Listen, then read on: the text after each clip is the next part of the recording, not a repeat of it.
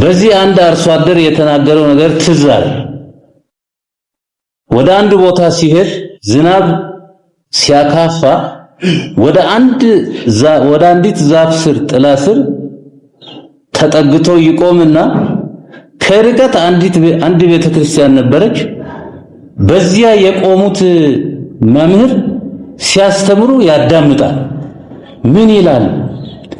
የሰናፍጭ ቅንጣት እምነት ቢኖራችሁ ይሄን ተራራ ተነቅለ ከዚህ ተነስ ብትሉት ይሄድላችኋል፣ መራራው ይጣፍጥላችኋል፣ ሁሉ ነገር ይከናወንላችኋል ብሎ ሲያስተምሩ ይሰማል ያርሶ አደር። አረ ይሄ እንዴት ያለ ትምህርት ነው! እኔ እኮ እስካሁን ይሄን አልተረዳሁትም።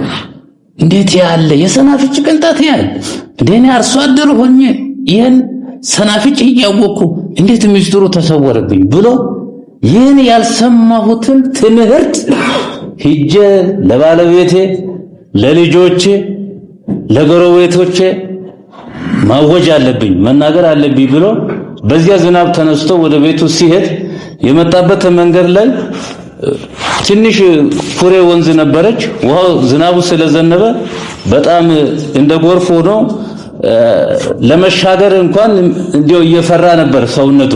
ከዛ በኋላ ያንን ጎርፉን ውሃው ስለሞላ ጎርፉን ተመልክቶ አይ ቅድም ከዚያ ቤተክርስቲያን ላይ የሰማሁት የሰናፍጭ ቅንጣት ታህል የሰናፍጭ ቅንጣት ያህል እምነት ቢኖር እንዲሁ ይሄን ተራራ ተነቅለ ሂድ ሚለውን ሰምቻለሁና ምንም አልሆንም ማለና ያንን ተረግጦ ተሻግሮ ሄደ። ከሄደ በኋላ አሚስቱ አደርሶ የኔ ባለቤት የኔ እንዲሁ ዛሬ የሰማሁት ትምህርት በጣም የሚደንቀኝ እና መምህሩ ሲያስተምሩ እንዲሁ ገርሞኛል። እሳቸው ጋርም አልተገናኘሁም፣ እንዲሁ ላንቺ ሊንገር ብዬ ነው።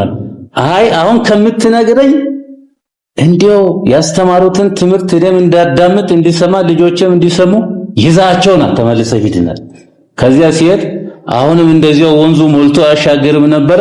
አይ ቅድም መምህሩ ሲያስተምሩ የሰናፍጭ ቅንጣት ያህል ብሏል፣ ምንም አይነካኝም አለና ተረግጦ ሄደ።